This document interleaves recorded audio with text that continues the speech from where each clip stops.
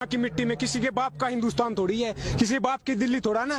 हमारा भी, हमारी वोट लेके बैठे ना, दिल्ली देश की राजधानी है, हमारे इतने है जितना सरकार का है और किसी का है। मैं आपको बता दूं ये कानून के बारे में थोड़ा सा, मिर्जा गालिब ने कहा था कि जला जो जिस्म दिल भी जला होगा, कुरेदते हो राखे जुस्तजू क्या है, ये तरीका क्या है। एनुअली 12,500 किसान सुसाइड करते हैं according to National Crime Record Bureau. 1995 से 2015 तक 3 लाख किसानों ने सुसाइड की है। तो ये राख कुरेद रहे हैं, सुसाइड कर चुका है वो कि राख में कुछ ना बचाओ जी मास, ये बेचने जा रहे हैं। मैं कानून के बारे में थोड़ा शॉर्ट में बता दूं। पहला कानून क्या बोलता है, एपीएमसी से बाहर किसान अपनी फसलों को बेच सकता है। इस देश में 85% किसान ऐसे हैं जिसके 5 एकड़ से कम जमीन है, 70% किसान ऐसे हैं जिसके 2 एकड़ से कम जमीन है। बोला कि प्राइस डिस्कवरी होगी, इंटरस्टेट मूवमेंट हो सकता है। आप मुझे बताओ 2 एकड़ वाला अपनी ट्राली भर कर रहना पंजाब यूपी से तमिलनाडु केरला बेचने जाएगा या लंदन अमेरिका बेचने जाएगा? कौन सा लॉजिक है ये, कौन सी रैशनैलिटी है, कितना ट्रांसपोर्ट कॉस्ट होगा उसका? दूसरा कानून कॉन्ट्रैक्ट फार्मिंग के बारे में बोलता है, उसके एक सेक्शन में लिखा है क्वालिटी ग्रेड एंड स्टैंडर्ड। समझ रहे हो बात को? पहले बोला जाएगा कि चावल इतना मोटा होगा, इतना पतला होगा, ऐसा कलर होगा। समझ रहे हो? खुला आसमान है, उसके नीचे फसल पैदा होती है। बाढ़, पानी, सूखा, आंधी, तूफान सब कुछ उसको असर करता है। अब मशीन तोड़ा ना कि मशीन में से निकला बिना डिफेक्ट के निकल आएगी, ये तो वही बात होगी। सरकार बोल रही कि पानी वाला जहाज उड़ेगा, हम बोल रहे हैं सर वो तैरता है, बिना नहीं उड़ेगा, वो उड़ रहा है ना पानी वाला जहाज। ये मर रहे हैं किसान, ये बकवास कर रहे हैं। तीसरा कानून क्या बोलता है कि एसेंशियल कमोडिटी एक्ट 1955 में नेहरू जी ने पास किया था, स्टॉक लिमिट लगाई थी। आज उसको स्टॉक लिमिट हटा दी है और बोला क्या है, किसान होल्ड करेगा। किसान के बारे में किसी ने कहा कि छत टपकती है उस किसान की, लेकिन फिर भी वो बारिश की दुआ करता है। उसके सिर पे छत नहीं है, फसल के लिए कहां से लाएगा छत? कौन सा लॉजिक है ये? है कोई रैशनैलिटी? बकवास कर रहे हैं, जमीनें बेचने जा रहे हैं। मैं हरियाणा से हूँ, वहाँ पे सवाल का मुद्दा उठाते हैं। आप ये बताओ, हमारे पास जमीनें नहीं रहेंगे तो पानी में डूब के मरना है क्या? पानी किसके लिए चाहिए? जमीन के लिए, खेती के लिए।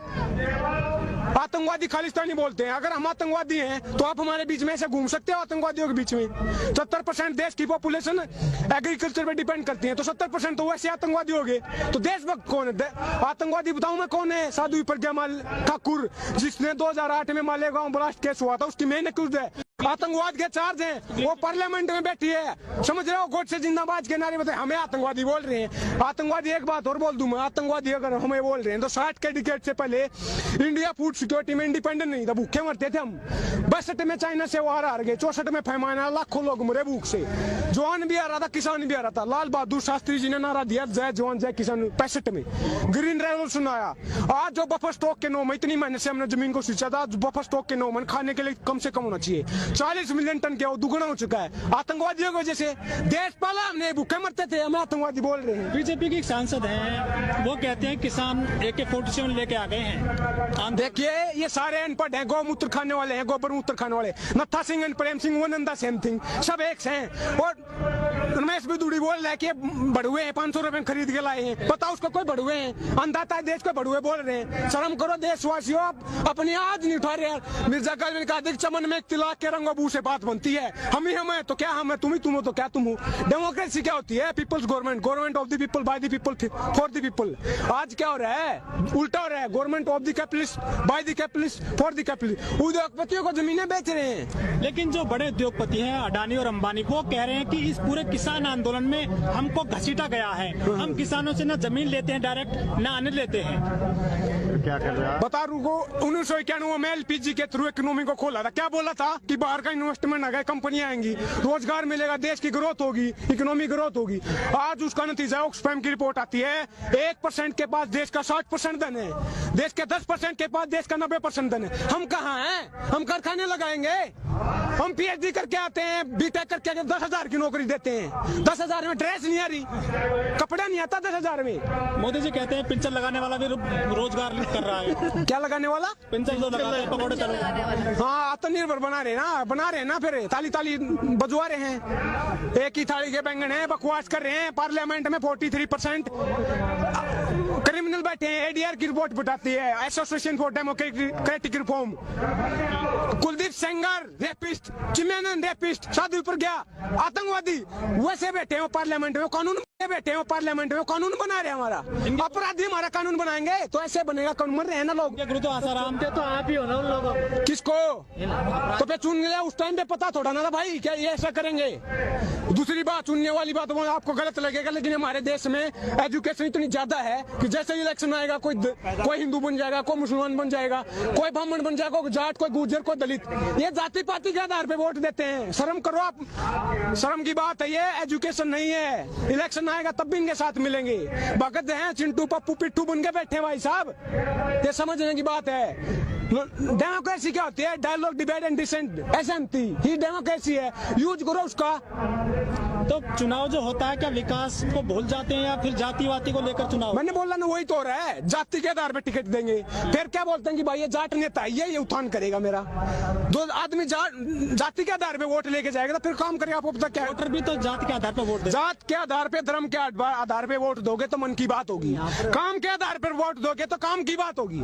समझ रहे हो? डिवाइड एंड रूल पे बोलना चाहूंगा मैं। कुछ किसी ने, अंग्रेजों ने डिवाइड एंड रूल किया था, ये भी वही कर रहे हैं हिंदू मुसलमान, मंदिर मस्जिद करके, कि बांट दिया इस धरती को। क्या चांद सितारों का होगा? नदियों के कुछ नाम लिखे, बहती धारों का क्या होगा? शिव की गंगा भी पानी, यहाँ पे जमजम भी पानी है, मुल्ला भी पिए, पंडित भी पिए, पानी का मतलब क्या होगा? उन फिरका परस्तों से पूछो क्या सूरज अलग बनाओगे? एक ही हमेशा से सबकी क्या भी नहीं बनाओगे? नस्लों का जो करे बंटवारा, नस्लों का जो करे बंटवारा, रहबर काम का ढोंगी है। क्या खुदा ने मंदिर तोड़ी थी यार? राम ने मस्जिद तोड़ी है। अगर स्टेट मंदिर बनवाएगा तो स्कूल, कॉलेज, यूनिवर्सिटी, हॉस्पिटल, सड़कें, बिजली, पानी ये कौन करवाएगा? इस देश में पहले भी मंदिर बने, सरकारों ने बनवाए हैं। क्या ये आर्टिकल 25 हमारे संविधान का बोलता है कि right to freedom to profess, propagate and practice any और not any religion of your choice. धर्म हमारा पर्सनल मैटर है, हमारा फेथ है। अपने आप चंदा इकट्ठा करके मंदिर बनवाएंगे, सरकार मंदिर बनवाएगी। स्टेट का कोई रिलीजन है क्या? तो सबसे पहले तो चंदा राष्ट्रपति जी ने दिया है। तो राष्ट्रपति क्या हमारा ही है? कौन है वो? किसान है क्या वो? नहीं, हमसे बीच से गया क्या वो? कैसे राष्ट्रपति चुना जाता सबको पता है। सब उनका है, वो तो एक रबर स्टैंप है। सब रबर स्टैंप उठा के लगा दी। आज मुझे बता दो एक भी कानून पे जिसमें राष्ट्रपति ने डिसेंट का भी अड़े हो कि नहीं गलत है, ये सारे कानून पे मोहर लगा देते हैं। पिट्ठू होते हैं सरकारों के राष्ट्रपति। देश का पहला नागरिक, गलत बोल रहा हूँ लेकिन पिट्ठू है भाई, पिट्ठू हैं। तो क्या आपको लग रहा है जनता को भी सुधरना चाहिए? सुधरना है, सुधरेगी कैसे? मेजी रेस्टोरेशन आया था 1860 के दशक में जापान में। छोटा सा देश है, खेती के लिए जमीन नहीं है, टापुओं का देश, आइलैंड पे बसा हुआ है। मेजी रेस्टोरेशन आया था, उससे इंडस्ट्रियलाइजेशन हुआ। देश को इतना पढ़ाई लिखाई, ह्यूमन डेवलपमेंट, एजुकेशन, हेल्थ पे इतना खर्चा किया कि छोटा सा देश है। ये जितने है ना दादागिरी के घूम रहे हैं, वर्ल्ड पावर बन के, घुमा के मारा था, घुमा के, भगा यूएस को पिटा, पर्ल हार्बर पे अटैक किया, चाइना को हराया, रशिया को हराया, सारे देशों को घुमागा। छोटा सा देश है। ऐसे ही आज इजराइल पूरे मुस्लिम राष्ट्र, 60 मुस्लिम देश हैं, भगा के मारता है। ये लड़ाई की बात नहीं है, रिवेंज की बात नहीं है, रिफॉर्म की बात है, ये रिवॉल्यूशनरी थिंकिंग की बात है, क्रांतिकारी की बात है। भगत सिंह ने जो वो फांसी हो रही थी ना, उनके वकील ने आके पूछा था आप देश को क्या संदेश देना चाहोगे? उन्होंने कहा था कि साम्राज्यवाद मुर्दाबाद, इनकलाब जिंदाबाद। आज मैं बोल रहा हूँ कि पूंजीवाद मुर्दाबाद, इनकलाब जिंदाबाद। मैं क्या बोल रहा हूँ? आप काम की बात कर लो यार, मन की बात क्यों करते हो? काम की बात क्यों नहीं करते? खेती किसानी की बात क्यों नहीं करते? रोजी रोटी, कपड़ा, मकान, शिक्षा, स्वास्थ्य, बिजली, पानी, सड़कें, इसकी बात क्यों नहीं करते? आप खामी बता रहे हैं सरकार के, लेकिन जो रामदेव जी वो कहते हैं कि मोदी जी के अलावा कोई दूसरा विकल्प नहीं है देश में। अरे सलवारी बाबा, लाला बाबा, क्या बात कर रहे हो? जो सलवार सूट पहन के भाग गया वो हमारी बात करेगा? अरे बिजनेसमैन है। आप मुझे बताओ, आप मुझे बताओ, योगा करवाते हैं किस लिए? शरीर स्वस्थ होगा, फिर दवाई बनाते हैं। जब हम स्वस्थ होते हैं दवाई की क्या जरूरत है? इस गेम को समझे आप। सबसे ज्यादा वो उसी का विकास हुआ है इस सरकार में। हम तो मर रहे हैं, मैंने बोला ना, 12,500 एनुअली सुसाइड कर रहे हैं भाई साहब। वो कहते हैं किसानों ने कानून नहीं पढ़ा और किसान ना समझे, रामदेव बोलते हैं। आके समझा देना, वो कौन सा चश्मा लगाते हैं? रुको बाबा, मैं अगर आप समझाओ ना, मैं आके कौन सा चश्मा लगाते हैं, हमें भी दे दो चश्मा जिसमें कौन लाइन दिखती हो भले की। ये कानून जहर है, जहर। सरकार क्या बोल रही है कि 2-3 चम्मच निकाल देंगे, गिलास भरा जहर का है, बोले 2-3 चम्मच निकालेंगे, अमेंडमेंट कर देंगे, संशोधन कर देंगे। आप मुझे बताओ, 1 चम्मच हो,